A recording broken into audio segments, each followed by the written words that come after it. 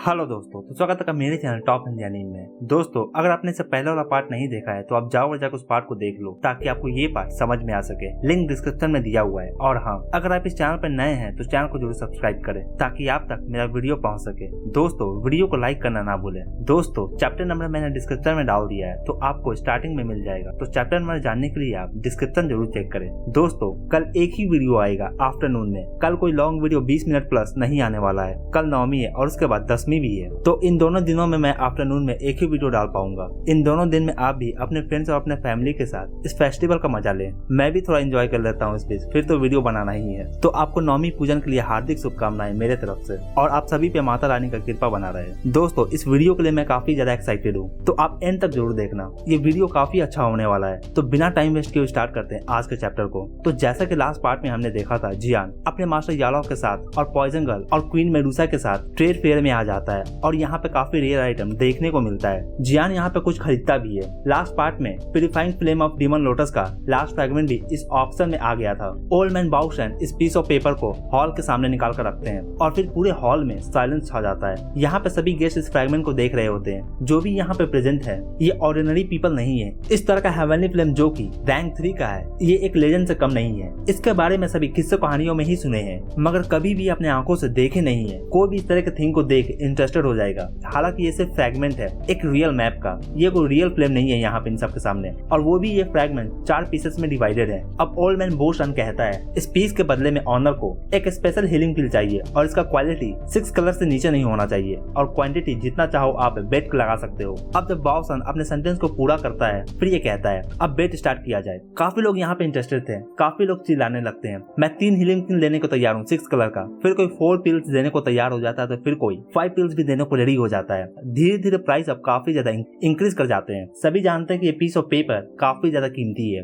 और कोई भी इसे गंवाना नहीं चाहता है। यहाँ इस हॉल का एटमॉस्फेयर काफी ज्यादा टेंस हो जाता है। ये देख जियान कहता है हमें क्या करना चाहिए मास्टर। मास्टर यालो कहते हैं डोंट वरी, फिलहाल देखते हैं क्या होता है और कितना ज्यादा हाई प्राइस इसका जाता है। जियान यहाँ पे शांत होकर देखने लगता है। हालांकि ये एक सिर्फ पीस ऑफ पेपर ही है, मगर लोग इसके लिए भी काफी ज्यादा पागल हो जाते हैं। इसका प्राइस काफी ज्यादा इंक्रीज कर जाता है। अब 10 मिनट बाद प्राइस बढ़कर 9 हीलिंग पिल तक चला जाता है 6 कलर का। ये देखकर जियान भी काफी ज्यादा हैरान होता है, मगर फिर देखते ही देखते ये बेड भी अब काफी लोगों के रेंज से बाहर हो जाता है। 5 हीलिंग पिल और 7 कलर्स ऑफ लाइटनिंग पिल। इस बेड को सुनकर अब सभी लोग इस पर्सन की ओर देखने लगते हैं। ये पर्सन ब्लैक केप के पीछे छुपा हुआ था। फिर 8 पिल्स का आवाज आता है। ये सुनकर जियान थोड़ा रिलीफ होता है कि मास्टर यालो भी अब बेड लगाना स्टार्ट कर दिए हैं। मास्टर यालो के बेड के बाद ये पर्सन थोड़ा टेंस होकर फिर से ये कहता है 1 healing pill of 8 colours of lightning. अब ये सुनकर यहाँ पर सभी काफी ज्यादा हैरान हो जाते हैं। किसी ने भी नहीं सोचा था कि यहाँ पर कोई भी इस तरह का बेट लगाने वाला होगा, मगर इधर मास्टर यालो भी बेट इंक्रीज करते हैं 3 पिल्स सेम कैटेगरी का। फिर ये बेट बढ़कर 5 पिल्स का हो जाता है। अब कंपटीशन काफी ज्यादा होने लगता है मास्टर यालो और इस बंदे में।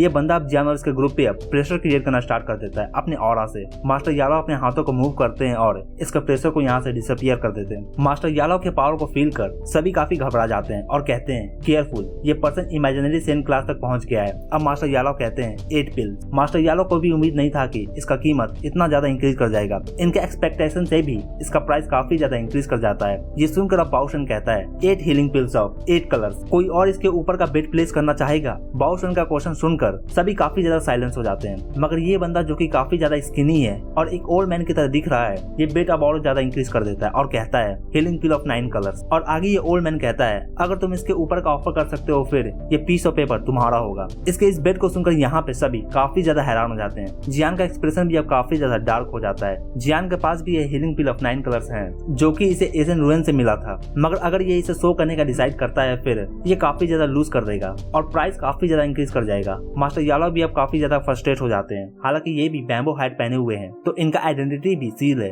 अगर ये पीस ऑफ पेपर ये किसी भी तरह से लीगल तौर पे हासिल नहीं कर सकते हैं फिर दूसरे तरीके भी हैं जिससे इस पेपर को अचीव किया जा सकता है। मास्टर यालो इस बेट को छोड़ देते हैं। मास्टर यालो बताते हैं कि ये इस पर्सन को जानते हैं, ये इनका ओल्ड ओपोनेंट है। ऐसा लगता है कि अब पिछला हिसाब भी चुकाने का समय आ गया है। मास्टर यालो इस फाइनल पीस ऑफ पेपर को अपने हाथों से इतना आसानी से तो नहीं जाने देने वाले हैं। जियान भी पहले एक बार ये कर चुका है ब्लैक लाइन रीजन में और ऐसा लगता है कि एक बार फिर से ये करना ही पड़ेगा। अब ये स्किनी ओल्ड मैन अपने हाथों को मूव करता है और फिर एक व्हाइट रैबिट अपीयर होता है और ये बोशन की ओर चला जाता है। इस व्हाइट रैबिट से निकलने वाला इनक्रेडिबल अरोमा इस पूरे हॉल में फैल जाता है। इस तरह का हीलिंग पिल इमेजिनरी सेन क्लास लोगों के लिए भी काफी अच्छा अच्छा होता है और इसका डिमांड इनके बीच भी काफी ज्यादा होता है। इस हीलिंग पिल ऑफ 9 कलर के साथ है अब इस ओल्ड मैन को ये पीस ऑफ पेपर मिल जाता है। अब एक्सचेंज इन दोनों के बीच कंप्लीट हो जाता है। ये देखकर जियान काफी ज्यादा गुस्सा होता है। अब जियान के मन में यही चल रहा होता है कि इसे हर हाल में ये चाहिए। स्ट्रेट फेयर का लास्ट आइटम का अब बारी आता है, मगर लास्ट आइटम स्ट्रेट फेयर का कोई ऑब्जेक्ट नहीं है, ये एक तरह का इन्फॉर्मेशन है। हालांकि इस बारे में सेंट्रल प्लेन में काफी जल्दी ही सभी को पता चलने वाला है। बाउस्टन बताता है कि अगर तुम्हें इस बारे में पहले ही पता चल जाए फिर वो तुम्हारा हो सकता है। ओल्ड मैन बाउस्टन कहता है रिलैक्स, इसके बदले में मैं कोई तुमसे रिवॉर्ड नहीं लेना चाहता। अब सभी इस बारे में सोचकर काफी ज्यादा सरप्राइज होते हैं कि ये किस तरह का इन्फॉर्मेशन है जिसके लिए इसे कोई रिवॉर्ड नहीं चाहिए। अब ये बताते हैं कि लेजेंडरी एसेंट बोधिसत्व ट्री कहा जाता है कि ये एक पर्सन को सेंट लेवल तक पहुंचा भी सकता है और अब ये अवेकन होने को तैयार है। ओल्ड मैन बाउस्टन की बातों को सुनकर सभी काफी ज्यादा हैरान होते हैं। इस तरह का इन्फॉर्मेशन यहाँ पे काफी ज्यादा बड़ा कमोशन क्रिएट कर देता है। काफी तो यहाँ पे एक्साइटेड होकर अपने सीट से उठ जाते हैं। एसेंट बोधिसत्व ट्री ये 3 सबसे फेमस ट्रेजर्स में से एक है इस पूरे डाउकी कॉन्टिनेंट में। इसे एक दूसरे नाम से भी जाना जाता है, नॉलेज ट्री ऑफ रिकार्नेशन के नाम से। ये ट्री करीबन 1000 ईयर्स तक ग्रो करता है। ज्यादातर चीज तो 100 ईयर के साइकिल में ही खत्म हो जाते हैं, मगर ये चलता ही रहता है। कहा जाता है कि ये एसेंट बोधिसत्व ट्री हर 1000 ईयर में एक ही बार अपीयर होता है और जब भी ये अपीयर होता है ये काफी बड़ा हंगामा क्रिएट करता है। कहा तो ये भी जाता है कि इस ट्री के चक्कर में सेंट क्लास का वॉरियर भी मारे जाते हैं। एसेंट बुक के हिसाब से ये एसेंट बोधिसत्व ट्री एक बार में एक ही ट्री ग्रो करते हैं इस वर्ल्ड में और इसके पास भी इंटेलिजेंस होता है और ये डीप अंडरग्राउंड में छुपे होते हैं। तब तक ये सामने नहीं आते जब तक कि ये फुली रेडी नहीं हो जाते। इस ट्री के साथ है एक काफी अच्छा अपॉर्चुनिटी है। इस तरह का डिवाइन थिंग सभी को पागल होने पे मजबूर कर देता है। अगर कोई इसे एब्जॉर्ब करता है फिर वो पक्का ही एक सेंट क्लास तक पहुंच सकता है। इस तरह का ट्रेजर एक डाउ जोन लेवल का वॉरियर के लिए काफी सही होता है। इससे वो सेंट क्लास तक आसानी से पहुंच सकता है। अब इस इंफॉर्मेशन के बारे में सुनकर जियान भी काफी ज्यादा हैरान होता है। मास्टर यालो भी कहते हैं तो अब समय आ गया है इसके सामने आने का। मास्टर यालो के रिंग में बोधिसत्व सीड है और कहा जाता है कि इससे ये बोधिसत्व ट्री को भी ढूंढा जा सकता है। अब ऑडियंस में से एक बाउ शान से पूछता है मुझे बताओ ये कहाँ पे और कब अपीयर होने वाला है। ये सुनकर सभी एक्सपर्ट इसकी ओर देखने लगते हैं। सभी बाउसन के कहने का वेट करते हैं। इन एक्सपर्ट्स को देख ऐसा लगता है कि ये अब तुरंत ही बाउसन पे अटैक कर देंगे इस तरह की इन्फॉर्मेशन के लिए। अब बाउसन कहते हैं तुम सब शांत हो सकते हो, मैंने ये कन्वर्सेशन स्टार्ट किया था तो मैं इसे छुपाने वाला नहीं हूँ। सभी इसकी बातों को सुनकर थोड़ा शांत होते हैं और फिर बाउसन कहता है एशियन डेजर्ट रीजन में। ये सुनकर काफी एक्सपर्ट सरप्राइज हो जाते हैं, कुछ तो अपने सीट से उठकर खड़े भी हो जाते हैं वापस से। जियान भी ये सुनकर काफी ज्यादा सरप्राइज होता है। इसने भी इस प्लेस के बारे में सुना है। ये काफी ज्यादा डेंजरस प्लेस है। यहाँ का एनवायरनमेंट काफी ज्यादा खतरनाक है। यहाँ का पॉइजन लिविंग थिंग को कंटिन्यू खत्म कर देते हैं। इस एरिया में काफी ज्यादा खतरनाक एनिमल्स घूमते हैं। यहाँ पे तो कुछ एशियन बीस्ट भी रहते हैं और ये मैजिक बीस्ट के रीजन के ट्राइब से भी कम नहीं है। ये बीस्ट काफी ज्यादा ब्लड थर्स्टी होते हैं। हालांकि इनका पास ज्यादा इंटेलिजेंस नहीं होता मगर इनका फाइटिंग पावर काफी ज्यादा होता है। यहाँ तक कि टॉप लेवल एक्सपर्ट्स डाउजन लेवल के वो भी नहीं कह सकते कि वो भी यहाँ इस रीजन में सेफ रह सकते हैं। काफी फेमस एक्सपर्ट्स यहाँ इस रीजन में गायब हो गए हैं और ये रीजन काफी दूर लोकेटेड है। किसी ने भी नहीं सोचा था कि एशियन बोधिसत्व ट्री यहाँ इस एशियन डेजर्ट लैंड में अपीयर होगा। ऐसा लगता है कि ओल्ड मैन बाउसन इस कारण से ही इस इन्फॉर्मेशन को स्प्रेड कर रहे हैं। इनका ग्रेड 3 फैक्शन भी इस रीजन में ज्यादा देर अकेले सर्वाइव नहीं कर सकता है। अब 1 महीने में एक्सपर्ट इसका अवेकनिंग को फील कर सकते हैं और इस इन्फॉर्मेशन के साथ ये ट्रेड फेयर भी अब फाइनली ओवर होता है। मास्टर यालो भी कहते हैं हमें चलना चाहिए। एशियन बोधिसत्व ट्री सच में काफी ज्यादा कीमती ट्रेजर है। अगर हमें चांस मिलता है फिर हमें इसे देखना चाहिए। ये काफी अच्छा मौका है। अगर ये इन्हें मिल जाता है फिर पवेलियन ऑफ फॉलन स्टार में एक रियल सेंट का जन्म भी हो सकता है और अगर ऐसा होता है फिर हॉल ऑफ सोल्स फाइट में इन्हें काफी ज्यादा एडवांटेज होगा। मगर उससे पहले इन्हें वो पीस ऑफ मैप चाहिए होगा। ये स्किनी ओल्ड मैन पहले इस हॉल से निकलकर बाहर की ओर जा रहा होता है। एक तरह का कोल्ड ग्रीन मास्टर यालो की आंखों में देखा जा सकता है। अब मास्टर यालो भी निकलते हैं और साथ ही इनके पीछे पीछे जियान और बाकी भी आते हैं। अब ये सभी इस स्पेस सिटी से निकलकर बाहर आ जाते हैं और ये स्किनी ओल्ड मैन का पीछा करने लगते हैं। मास्टर यालो इस स्किनी ओल्ड मैन के बारे में पहले से ही जानते हैं तो ये उसके बिहेवियर को नजर में रखते हुए इसके डायरेक्शन को गेस करते हैं। जियान पूछता है इस ओल्ड मैन के ओरिजिन के बारे में। इस पे मास्टर कहते हैं ये एक तरह का इवल और स्ट्रेंज फ्रैक्शन से बिलोंग करता है और इसका नाम क्लाउडी रेन फ्रैक्शन है। ये फ्रैक्शन एक तरह का की मेथड को प्रैक्टिस करता है। ये टैलेंटेड गर्ल को लेकर आते हैं और उनका यूज कर उनके बॉडी से हर एक डॉकी को खींच लेते हैं और फिर वो लड़कियां काफी बूढ़ी हो जाती हैं। ऐसा लगता है कि उनका लाइफ ही उनके बॉडी से खींच लिया गया हो और वो फिर 10 दिन में मारी जाती हैं। इस क्लाउड रेन फ्रैक्शन में काफी लोग हैं, करीबन 1000 डिसाइपल होंगे, मगर ये सभी इनका सैक्रिफाइस बनते हैं एट द एंड। ये काफी ज्यादा घटिया फ्रैक्शन है और इस कारण से इन्हें सेंट्रल प्लेन से भी निकाल दिया गया था। मास्टर यालो बताते हैं कि इन्होंने पहले इस ओल्ड मैन से फाइट किया था। ये 3 भाई है और ये तीनों भाई एक साथ ही घूमते हैं। मास्टर यालो ने उस वक्त इन्हें काफी ज्यादा सीरियसली इंजर किया था मगर 2 मिलकर इन्हें भी काफी ज्यादा इंजर कर दिए थे उस वक्त और इस कारण से वो एनिमी अभी भी जिंदा है। ये 3 लोग हैं और इनका नाम पूरे सेंट्रल प्लेन में पहले काफी ज्यादा फेमस था। इनमें से सबसे बड़ा टियान ही जी है और ये ऑलरेडी डाउ जोन 9 स्टार के हाईएस्ट स्टेज पे है। और दूसरा का नाम डीजी है, ये डाउ जोन के 8वें स्टेज पे है। और तीसरा रेंजी, ये डाउ जोन 6 स्टेज पे है। ये सुनकर जियान भी काफी ज्यादा सरप्राइज होता है। ये तीनों ओल्ड मैन काफी ज्यादा स्ट्रॉन्ग है। अब पीछा करते करते इन्हें ये आगे दिखते हैं। मास्टर यालो और बाकी आकर एक जगह पे वेट करने लगते हैं। मास्टर यालो एक माउंटेन के पीछे छुपे होते हैं और जहाँ पे ये सभी छुपे हुए होते हैं, ये तीनों एनिमी फ्लाई करते हुए यहाँ पे आकर रुक जाते हैं और ये तीनों एक साथ कहते हैं, तो यालो ये तुम हो। जियान यहाँ पे इन तीनों को एग्जामिन करता है। इनका लीडर एक स्किनी ओल्ड मैन है जो बेट लगा रहा था अंदर में। इन तीनों को एक साथ 3 डीमन हे घोस्ट बोलते हैं। ये कहते हैं काफी समय हो गया है। मास्टर यालो भी अब इनके सामने आ जाते हैं और मास्टर यालो को देखकर ये कहते हैं, तो तुम ही थे वो जो मेरे अगेंस्ट बेट कर रहा था।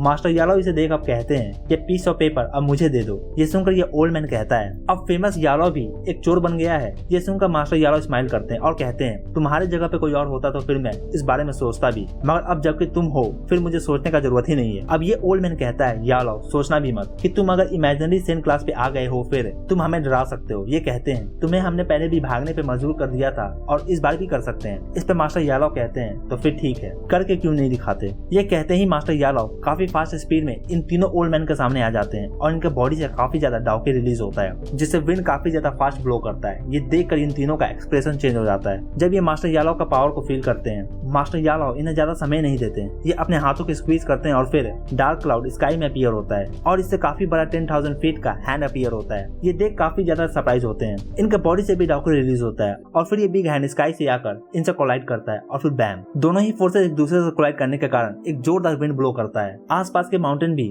टूटकर बिखरना स्टार्ट हो जाते हैं। अब ये तीनों थोड़े पीछे की ओर हटते हैं। ये तीनों मिलकर भी मास्टर यालो पे एडवांटेज गेन नहीं कर पाते हैं। ये तीनों एक साथ मिलकर अटैक करते हैं, मगर सेम टाइम पे इन पे जियान और पॉइजन गर्ल और क्वीन मेडुसा आकर अटैक कर देते हैं। ये तीनों ब्रदर को रियलाइज होता है कि चाहे जो भी हो जाए इन्हें इस बैटल में सर्वाइव करना ही होगा। ये जानते हैं कि सर्वाइव करने के लिए इन्हें जियान के ग्रुप को हॉस्टेल के तौर पे पकड़ना होगा। रेंजी इन यंग पीपल को देखता है, यानी कि जियान के ग्रुप को, और इसकी आंखों में किलिंग ऑरा देखा जा सकता है और फिर ये जियान के ग्रुप के पीछे जाता है। इधर मास्टर यालो ये देखते हैं, मगर ये भी चाहकर भी हेल्प नहीं कर सकते हैं क्योंकि इनके रास्ते में टियान हेजी और डी हेजी दोनों ही खड़े हैं। मगर इधर मास्टर यालो भी ज्यादा चिंता नहीं कर रहे थे जियान के ग्रुप के लिए। रेंजी डाउजुंग 6 स्टेज पे है और जियान डाउजुंग 8 स्टार का वॉरियर है। मगर जियान के रहते हुए मास्टर ज्यादा चिंता नहीं करते क्योंकि यहाँ पे ये 3 अगेंस्ट 1 है, तो कोई प्रॉब्लम तो नहीं होने वाला है। इधर मास्टर यालो की आंखों में किलिंग ऑरा देखा जा सकता है और फिर मास्टर यालो इस 2 भाई से फाइट करना स्टार्ट कर देते हैं। अब मास्टर का भी पावर धीरे धीरे इंक्रीज करता जाता है। इधर रेन हेजी पॉइजन गर्ल और क्वीन मेडुसा के फिगर को देख इन पे काफी ज्यादा लट्टू हो जाता है और कहता है, मुझे नहीं लगा था कि मैं यहाँ पे इन 2 लवली ब्यूटी से मिल पाऊंगा। ऐसा लगता है कि मेरा ये जर्नी यहाँ पे बेकार नहीं गया।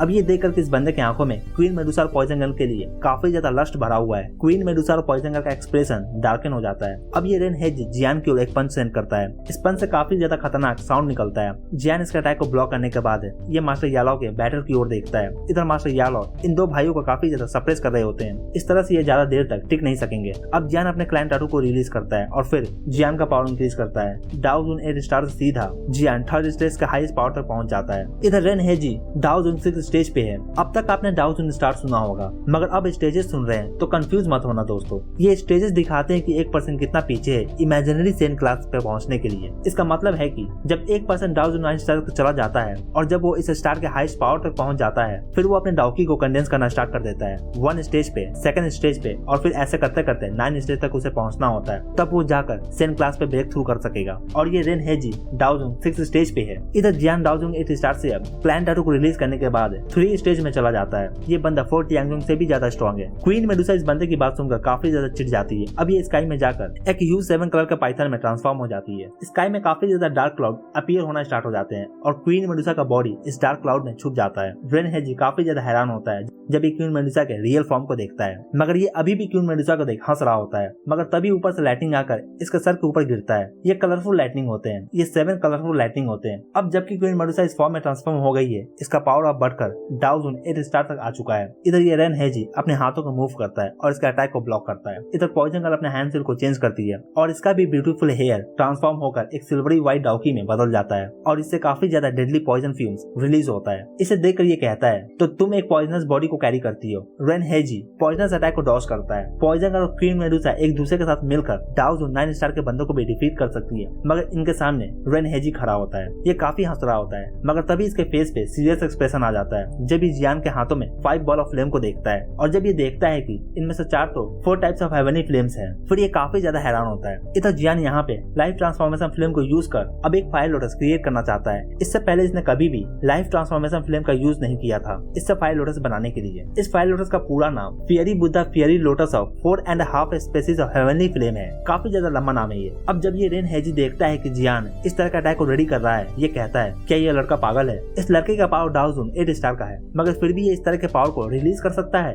ये देखकर ये समझ जाता है कि जियान को इसे इस अटैक को कंप्लीट करने नहीं देना चाहिए। तो ये जियान को एक जोरदार अटैक को थ्रो करता है और जैसे ही ये अटैक आकर जियान को लगने वाला था और जैसे जैसे ये अटैक जाता है इससे निकलने वाले एनर्जी से ब्लैक क्रैक आना स्टार्ट हो जाते हैं। क्वीन मेडुसा के थ्रू ब्लॉक कर लिया जाता है। ये देखकर ये भी काफी ज्यादा सरप्राइज होता है। अब ये देख ये कहता है ऐसा लगता है कि मुझे पहले तुमसे डील करना होगा, और फिर ये डिसअपियर हो जाता है। फिर ये क्वीन मेडुसा की अटैक लॉन्च करता है। ये देखकर क्वीन मेडुसा अपने टेल को मूव करती है और इसके अटैक से काफी ज्यादा पावर रिलीज होता है। दोनों के कॉलिजन के कारण क्वीन मेडुसा पीछे थ्रो बैक हो जाती है। ये साफ है कि क्वीन मेडुसा इस बंदे के पावर को मैच नहीं कर सकती है, मगर क्वीन मेडुसा फिर भी हार नहीं मानती। इसके बॉडी से डाउकर रिलीज होता है, मगर ये रेन हेजी क्वीन मेडुसा को फिर से हिट करता है। अब ये इधर स्माइल कर लाफ कर रहा होता है, तभी ये नोटिस करता है कि जियान के ये 5 फ्लेम मर्ज हो रहे हैं। ये देखकर ये भी काफी ज्यादा सरप्राइज हो जाता है कि कौन काफी सारे हेवनली फ्लेम को कंबाइन कर सकता है। इसका इंस्टिंक्ट कह रहा था कि ये अटैक काफी ज्यादा पावरफुल होने वाला है। अब ये क्वीन मेडुसा पे ज्यादा ध्यान नहीं देता और जियान की ओर पागल घोड़े के जैसा बढ़ने लगता है। जियान देखता है कि ये इसकी ओर आ रहा है। अब जियान के पीछे बोनी विंग्स अपीयर हो जाते हैं और ये रेंजी से दूर भागता है। ये देखकर रेन हेजी को भी विश्वास नहीं होता कि ये कितना ज्यादा फास्ट है, मगर इससे पहले कि ये जियान की ओर आगे जा पाता इसकी ओर काफी पावरफुल 2 अटैक लॉन्च होता है। ये दोनों अटैक पॉइजन और क्वीन मेडुसा की ओर से आ रहा था। ये अपने डाउके को रिलीज करता है और फिर बैम। हालांकि इन दोनों का अटैक काफी औसम था, मगर इस बंदे और इनके बीच में काफी ज्यादा पावर का अंतर है। इस बीच इन्हें भी काफी ज्यादा इंजरीज आता है, मगर फिर भी ये रुकती नहीं है। ये कंटिन्यू इस बंदे पे अटैक लॉन्च करते रहती है। इधर ये फाइट कर रहे होते हैं तो फिर इधर मास्टर यालो से फाइट के दौरान टियान हेजी और डी हेजी ये दोनों काफी ज्यादा थक जाते हैं। फाइट करते करते ये दोनों मास्टर यालो से फाइट नहीं कर पाते। ये दोनों ज्यादा देर मास्टर यालो से फाइट नहीं कर सकते हैं। अब इनका डिफेंस भी काफी वीक होता जा रहा है। अब ये कहते हैं थर्ड ब्रदर तुम अकेले वहाँ पे कर क्या रहे हो, क्या तुम मरना चाहते हो। इस बीच मास्टर यालो एक बार फिर से एक जोरदार पंच थ्रो करते हैं और ये दोनों अब और ज्यादा पेल हो जाते हैं। अब ये रेन हेजी काफी पावरफुल अटैक को लॉन्च करता है और ये अटैक क्वीन मेडुसा और पॉइजन गर्ल को आकर लगता है और ये कहता है अगर मैं उस बच्चे को पकड़ नहीं सकता फिर मैं तुम दोनों को ही हॉस्टेज के तौर पे ले लेता हूँ। अब ये पॉइजन गर्ल की ओर आगे बढ़ता है इसे पकड़ने के लिए। इसका डाउकी पॉइजन गर्ल को स्पेस में ही फ्रोज कर देता है। पॉइजन गर्ल इस इनविजिबल डाउकी से खुद को छुड़ा नहीं पाती, ये कितना भी ट्राई क्यों न कर ले। अब ये बंदा पॉइजन गर्ल की ओर आगे बढ़ने लगता है इसे पकड़ने के लिए, मगर इससे पहले कि ये पॉइजन गर्ल को पकड़ पाता जियान पीछे से कहता है काफी जल्दी तुम खुश हो रहे हो और फिर इसकी ओर ये 5 कलर वाला फायर लोटस को शूट करता है। अब इस फायर लोटस से निकलने वाला एनर्जी काफी ज्यादा खतरनाक होता है और इसे फील किया जा सकता है। इस तरह का टेक्निक एक टियान क्लास का इंटरमीडिएट टेक्निक से कम नहीं है। ये देखकर अब रेन हेजी तुरंत ही अपने हैंड सील को चेंज करता है और फिर डेंस अर्थ कलर का बेल अपीयर होता है और ये इसमें जाकर छुप जाता है। इधर एक लॉन्ग टेल पॉइजन गर्ल की ओर आगे बढ़ता है और इस टेल में बांधकर इसे यहाँ इस प्लेस से दूर क्वीन मेडुसा खींच कर ले जाती है। अब जबकि रेन हेज इस बेल में जाकर छुप गया है, जियान भी अब अपने बोनी विंग्स का यूज कर पीछे दूर की ओर हटता है और फिर एक जोरदार एक्सप्लोजन। ये 5 कलरफुल फायर लोटस इस बेल के पास आकर रुक जाते हैं और यहीं पे ब्लास्ट हो जाते हैं। पूरा एटमॉस्फेयर कांपने लगता है। इस मोमेंट पे ये फेरी लोटस ऑफ 5 कलर सच में इस रैथ ऑफ बुद्धा भी कहा जा सकता है। इस फेरी लोटस में 4 टाइप्स ऑफ हेवनली फ्लेम शामिल है और एक हाफ हेवनली फ्लेम्स इसमें शामिल है। हाफ हेवनली फ्लेम्स का मतलब है कि लाइफ ट्रांसफॉर्मेशन फ्लेम, जिसे जियान काफी समय से कल्टीवेट करता आ रहा है डिफरेंट फ्लेम को ऐड कर करके, और अब इसका पावर हेवनली फ्लेम के आधे पावर इतना हो चुका है तो इसे हाफ हेवनली फ्लेम भी बोला जा सकता है। दूसरे पूरे स्काई में डस्ट पूरे स्काई में भर जाता है। पूरे 10,000 रेडियस में जो भी थिंग थे वो डिस्ट्रॉय हो जाते हैं। यहाँ तक कि जमीन भी इस रेडियस में फ्लैट हो जाता है। एक कंकड़ भी नहीं बचता, हर चीज डिस्ट्रॉय हो जाता है।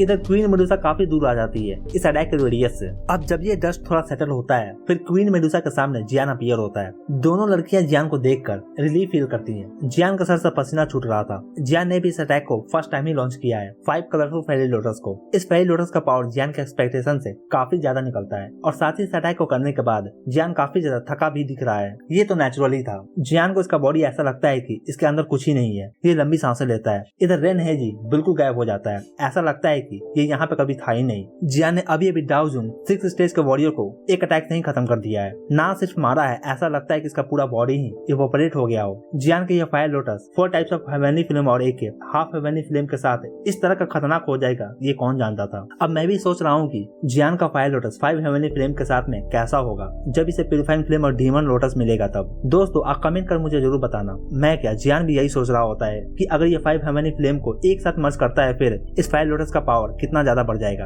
अब तो इस पे एक कमेंट बनता ही है दोस्तों, और साथ ही एक लाइक भी बनता है इस फायर लोटस के लिए। अगर जियान 5 हेवनली फ्लेम को एक साथ मर्ज कर देता है, फिर शायद जियान उससे एक इमेजिनरी सेन को उस अटैक से खत्म कर सके। फिर अब क्वीन मेडुसा पॉइजन गर्ल पूछती है कि क्या तुम ठीक हो। जियान का फेस सच में काफी ज्यादा पेल दिख रहा होता है। जियान तुरंत एक हीलिंग पिल को निकाल कर खा लेता है और थोड़ा बहुत एनर्जी को गेन करता है। इधर मास्टर यालो के ओपोनेंट भी इस पावर को देख काफी ज्यादा हैरान हो जाते हैं। मास्टर यालो भी काफी ज्यादा सरप्राइज हो जाते हैं इस फेरी लोटस के पावर को देखकर। ये जानते हैं किस तरह का अटैक है सिर्फ और सिर्फ जियान ही लॉन्च कर सकता है। ये टियान हेजी नीचे जमीन को देखता है जो कि पूरे तरीके से फ्लैटन हो गया है। इस अटैक के डिस्ट्रक्शन को देखकर इन्हें भी काफी ज्यादा डर लगने लगता है। इस तरह का पावरफुल अटैक तो ये भी परफॉर्म नहीं कर सकते हैं, मगर इधर डाओ सुन 8 स्टार का बंदा इस अटैक को परफॉर्म करके दिखा दिया इन्हें। टियान हेजी अब अपने थर्ड ब्रदर को ढूंढने लगता है कि वो कहाँ गया। ये भी समझ जाता है कि वो इस टेक्निक से सर्वाइव नहीं कर सका, वो कम्प्लीटली इवोपरेट हो गया है। ये ओल्ड मैन जियान के अटैक से इस कदर से डर जाता है कि ये कहता है आओ चले भागते हैं। अगर इस बच्चे ने एक बार फिर से इस अटैक को लॉन्च किया फिर हम पक्का ही मारे जाएंगे।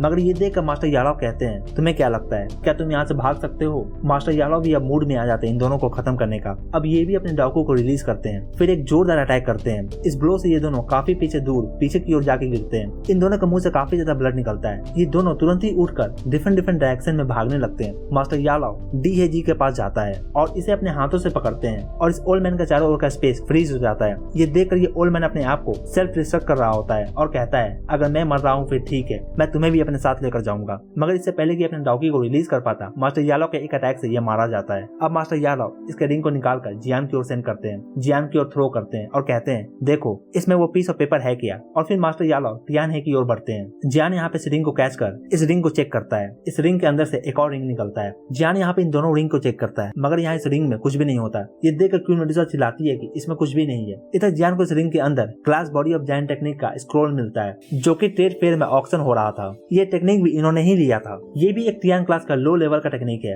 ये देखकर ये भी काफी ज्यादा खुश होते हैं, इस तरह का फ्री लूट नहीं मिला है। अब जियान मास्टर की ओर देखता है जो कि टियान हेजी की ओर जा रहे थे। मास्टर यालो भी काफी खुश थे। ये तीनों मास्टर यालो के काफी पुराने एनिमी थे और एक साथ यहाँ पे ये आज खत्म होने वाले हैं, तो नेचुरली ये खुशी है। अभी इस ओल्ड मैन को भी पकड़कर इसे भी फिनिश कर देते हैं। इसके साथ मास्टर यालो का 3 ओल्ड एनिमी भी खत्म हो जाता है। जियान मास्टर यालो की ओर देखकर कहता है कि आपको मिला। मास्टर यालो अपने हाथों में ये लास्ट फ्रैगमेंट पीस को निकालकर ऊपर की ओर करते हैं। ये देखकर जियान भी काफी ज्यादा खुश हो जाता है। एट लास्ट जियान को अब ये मिल ही जाता है और इसके साथ अब जियान काफी ज्यादा नजदीक आ चुका है purifying flame of lotus demon से। मास्टर यालो जियान के फेस पे काफी ज्यादा जॉय देख पाते हैं और फिर मास्टर यालो कहते हैं आओ चले, तुमने काफी ज्यादा यहाँ पे डिस्ट्रक्शन किया है। इससे पहले कि यहाँ पे कोई और आ जाए, इससे पहले हम यहाँ से निकल जाते हैं। हमें अननेसेसरी प्रॉब्लम को ढूंढना नहीं चाहिए। जियान भी मास्टर यालो के बातों को समझ जाता है और अपने एक्साइटमेंट को दबाकर यहाँ इनके पीछे जाने लगता है। मास्टर यालो भी जगह को छोड़कर जाने लगते हैं और इनके पीछे पीछे ये सभी भी आने लगते हैं। अब जैसे ही ये यहाँ से निकलते हैं करीबन 10 मिनट बाद यहाँ पे कुछ लोग आते हैं। करीबन 10 लोग होते हैं। ये यहाँ पे इस प्लेस के डिस्ट्रक्शन को देखकर ये भी काफी ज्यादा सरप्राइज होते हैं। यहाँ इन्हें डी हेजी का बॉडी मिलता है।